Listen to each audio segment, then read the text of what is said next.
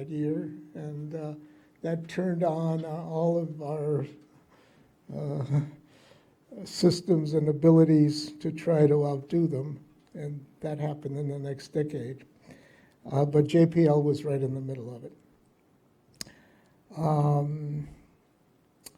Went on to, having gotten that degree, and I was offered a position by another USC PhD, very renowned professor, A.V. Balakrishnan. And I spent the next decade working on teaching and research, and that's where the algorithm came out of. Moved into entrepreneurial activity, but kept a foot in academia by spending the next decade or so as an adjunct professor at UCSD while we started Linkabit in San Diego. And after Linkabit was sold and went downhill, I should say, the company that bought it, Maycom, went downhill gradually. And by 85, my co-founder, Erwin Jacobs, and I both left and started Qualcomm, at which point I wasn't sure I was going to be a full-time employee. So I took a position at UCSD. It was supposed to be half-time, but it became quarter-time. And then it petered out because I got too busy. But I enjoyed, in fact, I class tested my last book, the one on CDMA. That wasn't my phone. In a way it was. And at the what then seemed like a ripe old age of 65, I retired from Qualcomm and have been keeping busy, giving a lecture here and there in various places, and also participating in a few startups through the Viterbi group. So those are my two careers, and what happened? Well, I must say first and foremost, as I pointed out in the abstract, that I was heavily influenced by the Russians, just like our current U.S. president, but in a different way. I would like to think that it was in a positive way. First, by the great Russian mathematician Andrei Andreevich Markov, that I will talk about later. Secondly, by the Cold War. Well, that was imposed on us by the Soviet Union, of which Russia was the primary element. And because certainly most of my JPL research, both pre-Sputnik and mostly after that for space, was influenced by the Cold War. And last but not least, the digital revolution. That wasn't Russian, but it had certainly the billion or multi-billion fold shrinking and improving on parameters from 1948 to 1998, let's say, improving almost doubling doubling every 3 years. So you can do the math, but it comes to a very large order of magnitude. So that's that history. So let's talk about Andrei Markov. He was a disciple of Chebyshev, another great mathematician, Chebyshev polynomials, Chebyshev filters. And in 1906, he wrote a paper on what became known as Markov chains. I'll define that in a moment. And he also was involved in politics, very interestingly. He was in the Duma, which was still under the Tsars, but was the first breath of liberation of democracy. But he became a little bit soured, particularly on the Romanovs, because in 1913 they celebrated the 200th anniversary of their reign. 4 years later, they were all dead. So it tells you something. But to compete with that, he organized a celebration of the. I'm sorry, that was the 300th anniversary of the Romanov dynasty. He organized the 200th anniversary celebration of the law of large numbers, and that's still going on. So how did he influence me? Well, in a number of ways. I'll talk about three types of Markov entities. A Markov process, which is continuous time, continuous state. Markov sequence, which I'll define as discrete time, continuous state. And then the Markov chain, which is discrete of both time and state.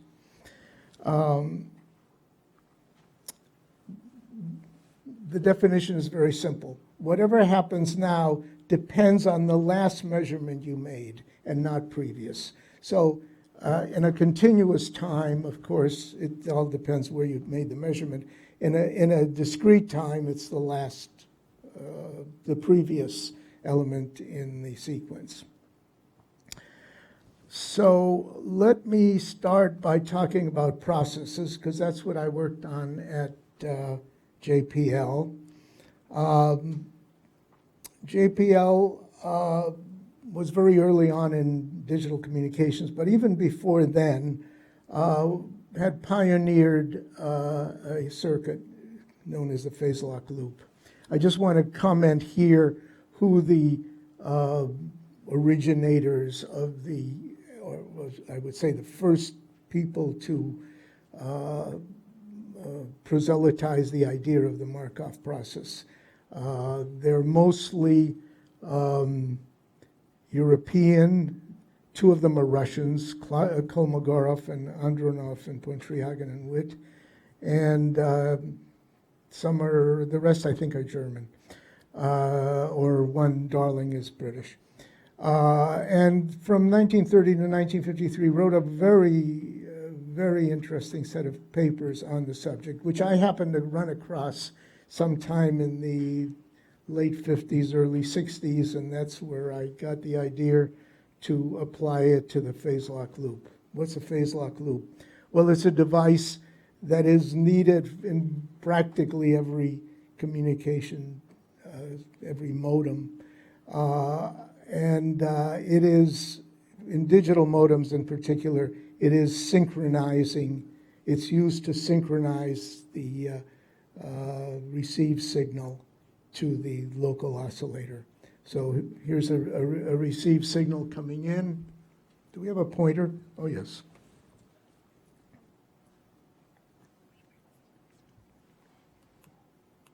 Okay, thank you. Received signal coming in. I indicate the phase there. This is a model. And here's the phase of the local oscillator that we're going to use to demodulate the received signal. And what we're trying to do is clean it up. We heterodyne, and the model is, of course, it's a sign of the difference in the phases. And then we filter it and drive this and try to drive the error signal here to zero. It is easily described by a first-order differential equation. Oops, doing the wrong things with it.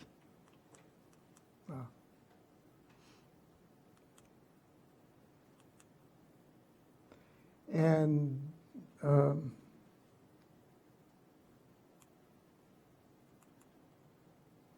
finding it, but you can see the differential equation there. And it is roughly modeled by a pendulum. swinging back and forth because the phase there in the equation, it's it is the sine of the angle phi, as it's going around. Now this is a first order differential equation, so I really don't have gravity in there. The g is simply a force that is driving it, and you have noise, which is what we're trying to get rid of, essentially. A model, of what's going on there is, even if it's the signal were in complete synchronization, so the phase error is 0 at time 0, say, with the effect of the noise is going to cause a spreading out and give you a probability density function, which is broadening out. And with time, it'll broaden out more and more. If we wait long enough, it will actually go all the way around, and therefore come out 2 pi out, and then again we repeat, and on and on. And the longer you wait, these are density functions of phi at various times. As time goes on, you'll have gone around due to the random disturbance numerous times. So I want to categorize both the distribution and the likelihood or the time between complete rotations, which is a loss of lock, which is particularly, I would like to make that as infrequent as possible and have this kind of thing happen once every 3 days, for example. So the analysis based on the work of the mathematicians I mentioned, yeah, right here, is given by something called the Fokker-Planck equation based on Chapman-Kolmogorov conditions. It's about 2-3 lines of derivation in my first book. And from it, you can derive solve for the density function. But as you can see, as time goes on, in order to get a steady state solution, limit as t goes to infinity, what we really have to do is sum up all of the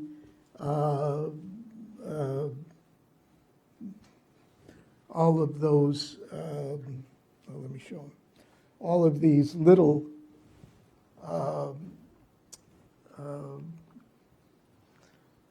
density functions as you go around the loop. So in so doing, we find a very nice solution, which is right there. So I thought I had discovered a new density function, found out that Tikhonov, again, a Russian, beat me out by 3 years. This was written in 63, and he had already gotten it in 16. It's a very neat distribution, as you can see on the right. That's as a function, the parameter alpha is the signal-to-noise ratio. So if the signal-to-noise ratio is, if there's no signal, it's going to be flat. And as you get a higher and higher signal, it gets peaked. But I was able to find something that I thought was just as important, and that is the mean frequency of skipping cycles. And it's through the same mathematics, the same Fokker-Planck analysis. And so it's inversely proportional to the square of the Bessel function, which is approximately exponential in the at twice the signal-to-noise ratio. So much for processes, and this got me through JPL.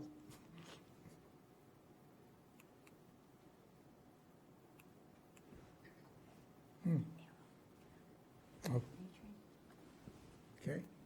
Now let's talk about discrete time continuous state sequences. And here, sometimes called Wiener filtering, after Norbert Wiener. And it's really filtering signal out of noise, and it also impacts estimation theory. So the whole idea of stochastic signals in noise, and the noise is usually white noise we're talking about. So we're talking about colored noise. The signals are stochastic, but they're limited in bandwidth impacted by white noise that is completely flat in spectrum. So everything goes back to Gauss. So we have to recognize him. And Norbert Wiener was the first really to attack the problem. Interestingly, the solution is a Wiener-Hopf equation, which is quite difficult to both prove and to solve. But Claude Shannon, along with Hendrik Bode at Bell Labs, had a much more elegant way of proving it, and that was paper in 1950. And then Rudy Kalman came along and did it from a Markov viewpoint, interestingly, and that's why I mention this, and went beyond the conditions of the Wiener filter into a time-varying stochastic input. So let's go on and look at the model. This is a discrete version of the Wiener filtering model where we have actually a polynomial, a ratio of polynomials, because you'll get A of D over, and D, of course, is the discrete, is a polynomial where D is one delay, D squared is two delays, and so forth. But if we look at it, we see that the process X is just the input plus the preceding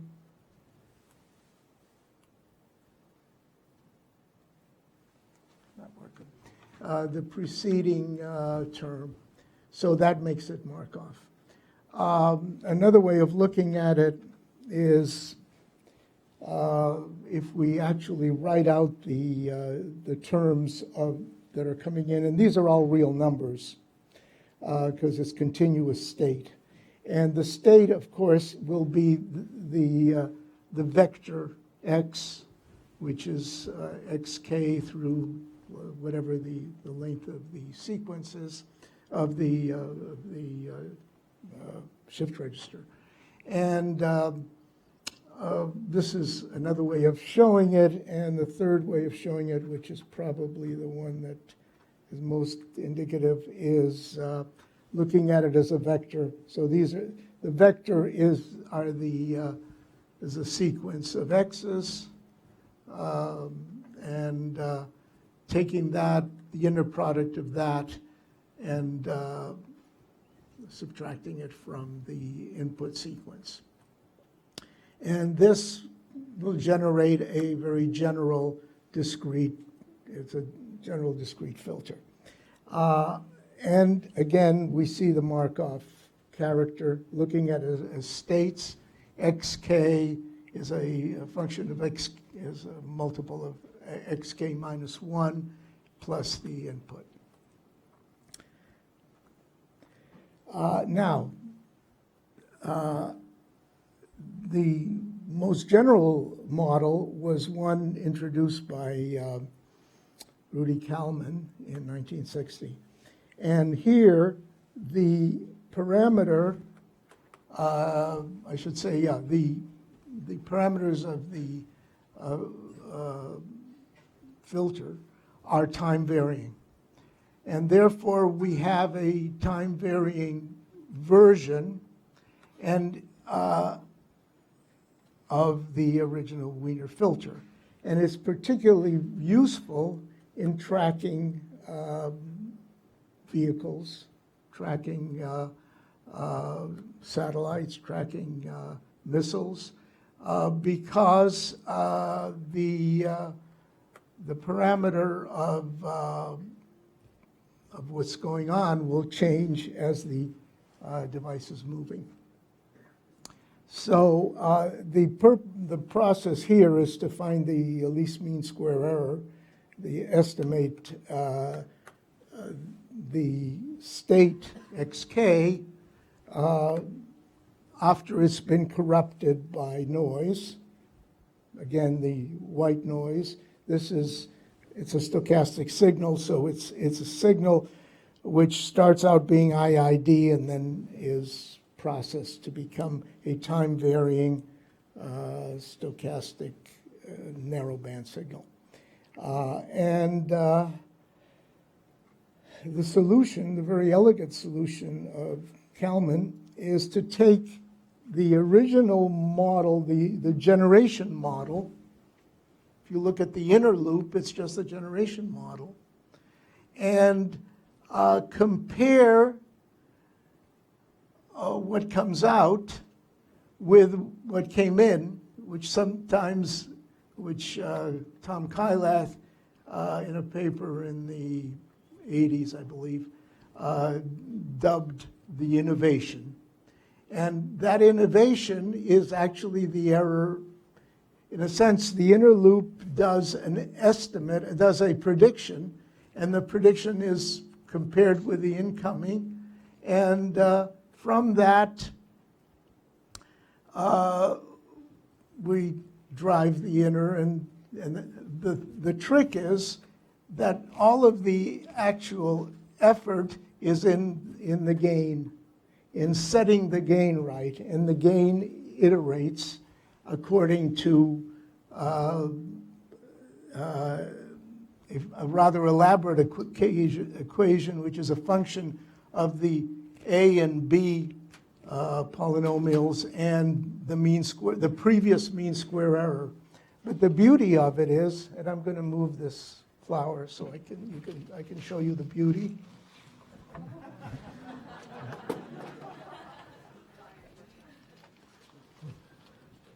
Thank you. Is that the gain is not only is it a function of the mean square error, but out of it you get a recursion on the mean square error, which is called the Riccati equation, and so that solves that problem. Whereas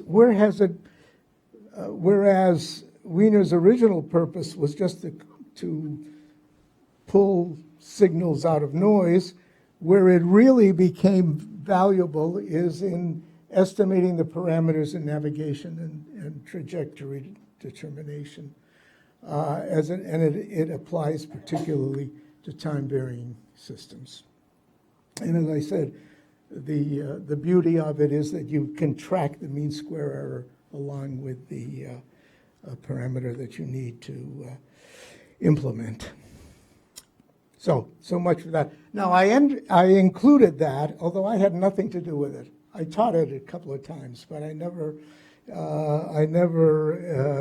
contributed to it, but it seemed like a natural bridge from continuous to, and by the way, everything I said about the Wiener and Kalman filter also applies to a continuous time, but I like to see the bridge as going from continuous to discrete and then fully discrete. And to do fully discrete, you have to go to the other prophet of the 20th century, and that's Claude Shannon, for which a book has just been written, a very interesting book. They almost got it right, which is not easy for laymen. So this is his background, of course, but his great contribution was the 1948 series of 2 papers in the Bell System Technical Journal, where he developed a mathematical theory of communication that was still, which has gone more than viral, super viral, and impacted everything from this little device to most digital communication systems. So, what about Shannon? Well, Shannon, 1948. Everybody else, and the present company accepted, these are all very important pioneers. But what I'm talking about is specifically convolutional codes, not the entire body of knowledge of information theory. And it was Peter Elias, also at MIT, who proposed and first analyzed convolutional codes. Wozencraft and Fano successively proposed very, very interesting, very powerful sequential decoding algorithms. But I came along with a rather simplistic approach, and Dave Forney helped to clean it up somewhat. He proposed the trellis. So here's the first example, the simplest example, and was not what influenced me originally, but it's the simplest example because it kind of fits with the model that I talked before. The difference is that the x's here are plus and minus ones, or zeros and ones. And the addition the adders are modulo 2, so all you have is zeros and ones everywhere. Again, this is no, I take that back. These are zeros and ones. The A's are, this is intrasymbol interference, so the fact of the channel is real numbers. So out of this, you get real numbers that give you the output. What we're looking for, though, is what is the most likely sequence of plus and minus ones. So this is a digital, discrete, binary input, or sampled input. And we're modeling the channel with the A's, and the channel is, of course, a real number channel. And what we're looking for is the most probable x's.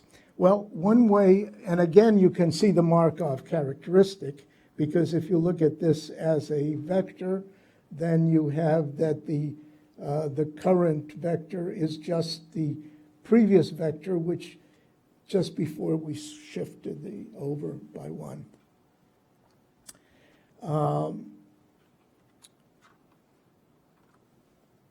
One way, the simplest way to model a discrete, where the states are strictly vectors of binary elements,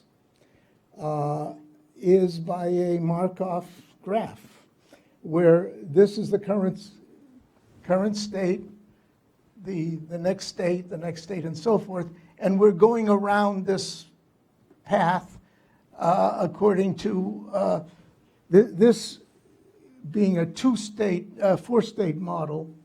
It means that we have 2 stages of that shift register.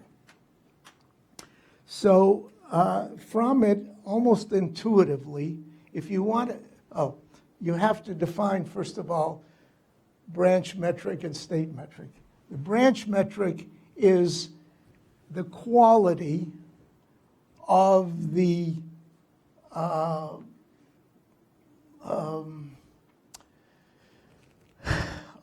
transition from M01, little m01 will be the quality of the transition from state 0 to state 1. Similarly, M13 is from state 1 to state 3, M12 is from state 1 to state 2. What we're looking for is a path through this diagram that, and by 0, 1, in binary, it's 0, since it's a two-state, a two-element state. S0 will be 0, 0, S1 will be 0, 1, S3 will be 1, 1, S2 will be S1, 0, and so forth. So the quality of the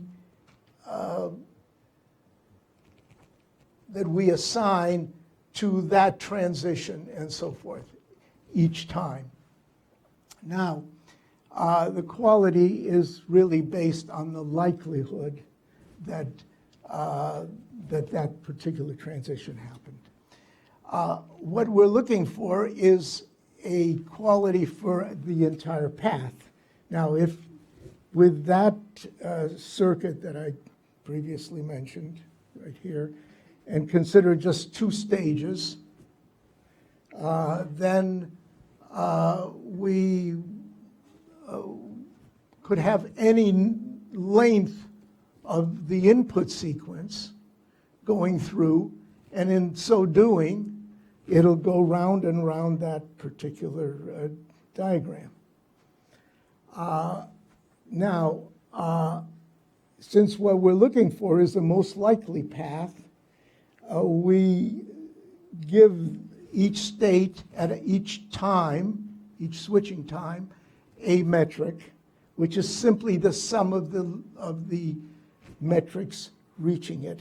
But how do I assign that state metric? I do it based on what the previous metric was, adding the branch metric. So I take the previous state metric, for example, metric 0, add the branch M01, and then I have, as you can see, there's two ways of getting in there, because I could get in there from S0 or from S2. So which one do I pick? Well, the greater of the two. So that's the whole story of the algorithm, that the metric at time k for state j, say state 1, is the maximum of all the other metrics plus the transition. Well, some of those transitions don't exist, so I set them at minus infinity, so they go away. So that's as simple as you can describe the algorithm. And it's intuitive once you see it. Okay. Now, how did I get there? Well, I got there not through the example I gave you, but through the convolutional code, which, again, in this case, is this precisely matches the diagram I just showed you. It's taking it as, instead of zeros and ones, I take it as minuses and pluses. And the mod 2 addition conveniently becomes a multiplier. And therefore, that's the model. And the beauty of it is that the metric, the branch metrics are simply the sum of the two. Well, if I look at it as two parallel noises, it's the sum of the two parallel outputs, because I get two outputs for every input. So the sum of the two, which come from the A and the B, and then each one has its own noise. And therefore, we come up with just a very intuitive argument that says the branch metric is simply as I show it there. And that's how convolutional codes are decoded, except that instead of having two units in the shift register, we have on the typically 7 or 9 or more, depending, and thereby have a relatively simple way of decoding. So just to summarize, continuous time and space, we have a partial differential equation which describes the evolution of the probability density function. I showed it for a linear system. No, actually I showed it for a nonlinear system because of that sinusoid. The discrete time continuous state, we're looking for the least mean square error estimator. And in chains, we're looking, again, for the maximum likelihood, which is closely related to the linear mean square. Okay, applications that algorithm has been put to is if you can generate a Markov model of whatever phenomenon, biological, physical, chemical, or whatever, then you can apply the algorithm. And these are just areas where that's happened: speech recognition, data recording, et cetera, and genome sequence and alignment. That's been around for some time. And nowadays, the buzzword is machine learning, so it's for that too. Okay, enough of academia. Let me switch over to my entrepreneurial efforts in telecommunications. Again, I was working well, it was not entrepreneurial, but my introduction really came at JPL. Linkabit Corporation, which we founded in the late 60s. Most of our contracts were for Defense Department and NASA. So again, it was in reaction to the Russians. And at Qualcomm, that's a new world. It's commercial and consumer. And all, however, exploited the concept of spread spectrum. What is spread spectrum? Well, what is spread spectrum used for? Well, three things, at least, three main things. Interference suppression, and I'll specify in a moment. Energy density reduction. By spreading your signal, you're spreading it over a very large spectrum, much wider than the original signal occupied, and therefore you can, in a hostile environment, you kind of hide in the background. And in one of the early Linkabit systems, one of the early Qualcomm systems, we were operating in over a satellite which originally had been specified only for television transmission, essentially. And the FCC gave us a license to operate only as a secondary user. And a secondary user is one that cannot interfere with a primary use, and also if it is influenced by the primary, it has no recourse. So spread spectrum was the correct answer. And last but not least, in ranging and global positioning satellite in particular is something that's almost as useful as a cell phone, maybe more. You'd get lost somewhere in an unknown, in a foreign city. Okay, so what is spread spectrum? What's a spread spectrum modem? It's very simple. Every communication system pretty much has to operate in a certain band, has to have a sinusoidal carrier that takes your signal, and you modulate your signal on a sinusoidal carrier and send it over the air. At the other end, of course, you demodulate by beating the signal again against the same sinusoidal carrier, which presumably has been synchronized to the one the transmission by a phase lock loop, and then you demodulate. What a spread spectrum does is, in addition to that, it also imposes or pre-imposes a noise carrier, which is much broader, essentially is something close to white noise. And of course, it has to remove it at the other end. So it has to know exactly, it has to have a replica of that noise. So it is not truly random. It's what's sometimes called pseudo-random. That is, it is reconstructible at the other end. And how do we do that? Well, we do it with a linear shift register sequence generator.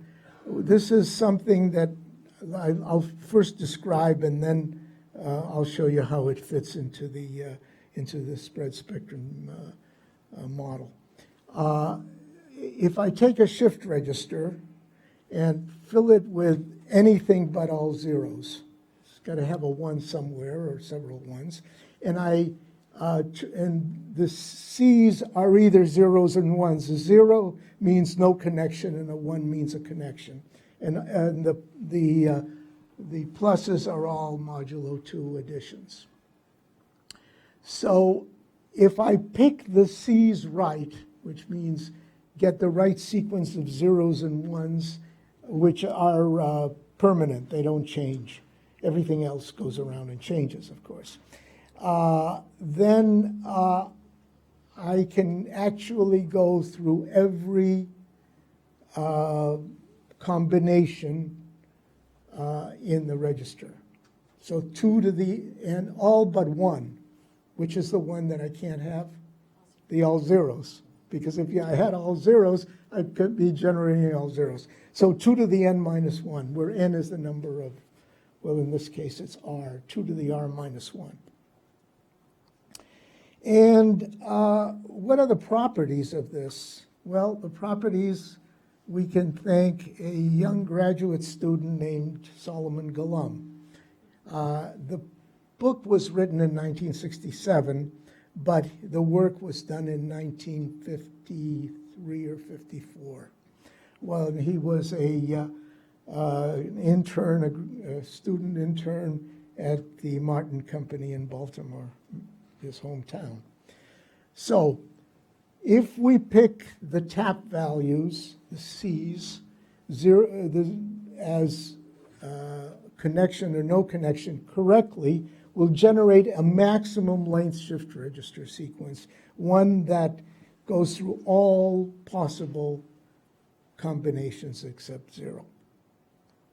And this has 3 randomness properties as proven by, it takes a little bit of sophisticated mathematics to know how to pick the tap values. But once you've done that, the rest is trivial. It matches the randomness properties of a coin flipping sequence, called Bernoulli for the Italian mathematician Bernoulli of the 16th century, I think. First of all, it's balanced, equal numbers of zeros and ones. Well, that isn't quite true because of the all zeros. So it's balanced within 2 to the minus r. So and r can be 20, so it's 1 in a million. Except for that, it is perfectly balanced. It has all the right run length frequencies. In other words, if you're at the roulette table and you just play reds and greens and you don't allow for blacks, double zeros and such, then you would get a certain run of reds and a certain run of blacks, and this matches that. The run length frequencies, R2, and R3 is a delay and add property, which says that if I take the sequence, the total length sequence, and shift it any number of places, and then do an autocorrelation, meaning multiply and add, I'll get 0, which is, again, the equivalent of independent identically distributed. So, how do I take the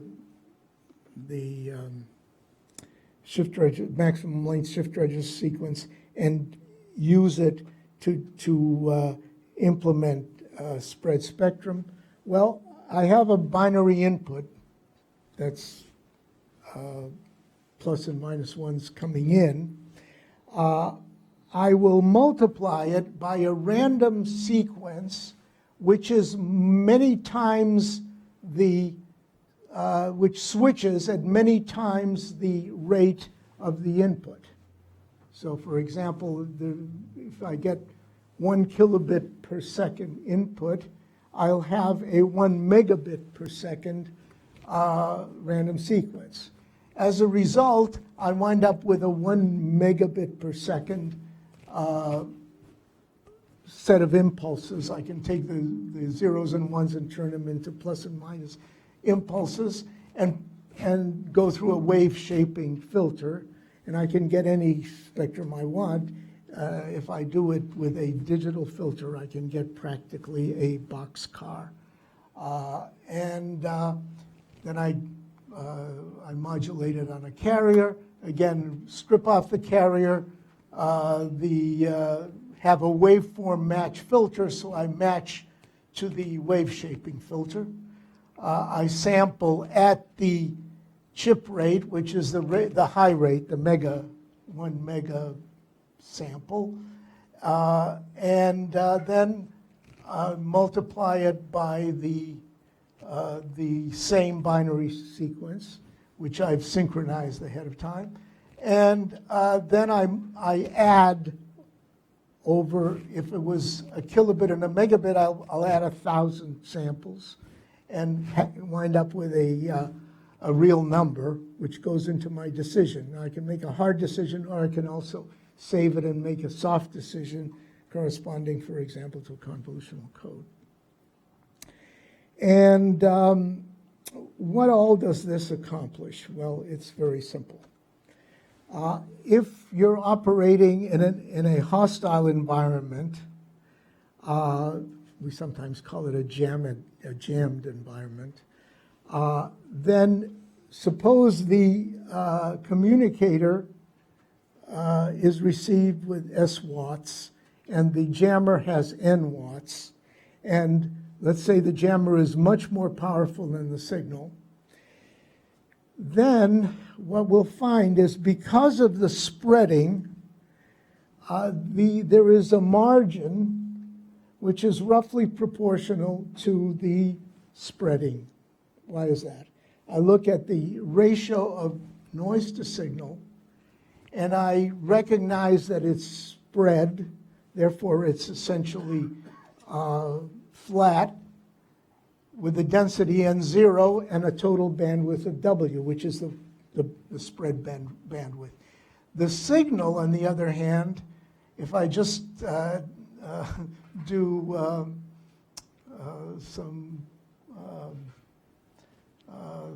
the definition of power, energy, and rate, the signal in watts will be the energy in watt seconds per bit times the rate, which is bits per second. So out of it, dimensionally, it's correct.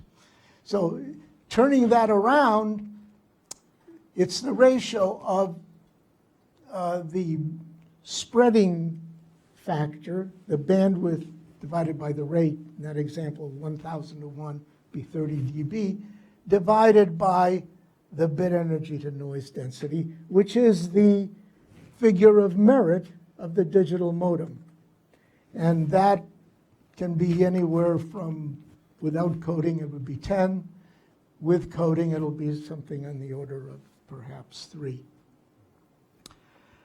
And so that's the story. That's how, in the presence of a very strong jammer, we can outwit him by spreading the bandwidth and trying to get as good a modem, as low an EB over N0 as possible. Now, this also applies to 3G. That's actually part of 2G and all of 3G. That's the standard that was used, I'd say it was used until around 2005. If we recognize, well, first of all, we have to recognize one very important thing. In order to be able to use this terrestrially, with satellites it's not a problem because everybody is at the same level of disadvantage, equally distant from their satellite. But in a cellular system, a user close to a tower will be able to, will just be, if he's transmitting at the same power level as a user far out, will overwhelm it. So we need to have equal powers, and we can do that in a system that's bidirectional, because what we need to do there is to power control the tower, the base station, will measure the power that it receives, and in order to equalize them all, will tell the closer ones to lower their power and the far out ones to increase it. As a result, you'll get approximately equal power into the base station from everybody. Now, in place of the jamming noise, now we have, if there are M users, capital M users, the interferers to your transmission will be all the other users, but they're spread in spectrum. So that noise to signal ratio will now be the ratio, the ratio of interference to yourself, and that's M minus 1. And the 1 is negligible because the M might be in the hundreds. So proceeding that way, and again going through the same argument for the N over S. N over S is WR over EB over N0. So the number of users will be the spreading ratio divided by EB over N0. Interestingly, we can then use as much coding as possible because it doesn't cost us anything in bandwidth. We're already spread. And there are other things. You avoid the adjacent cells, which in other systems like FDMA and TDMA become a major problem. And in fact, you have to provide an envelope around your cell where the same frequency is not used, so it reduces the efficiency by at least 7 to 1. Here you don't have to do that. You just treat it as more interference, and because it's a little further out, there isn't quite as much. So anyway, one goes on, and that is how, in my entrepreneurial career, I went from the Cold War to consumer electronics. And what's it been all about? 6 decades of fun. Thank you.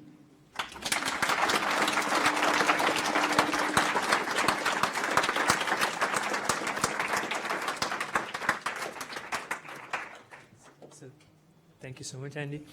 So we will, as I said, switch to the conversation part of today's event. So let me invite Professor Skeet Chugg and Urvashi Mitra here. And it's going to be like a fireside chat. I don't know what they're going to be asking Professor Viterbi about. I don't know either.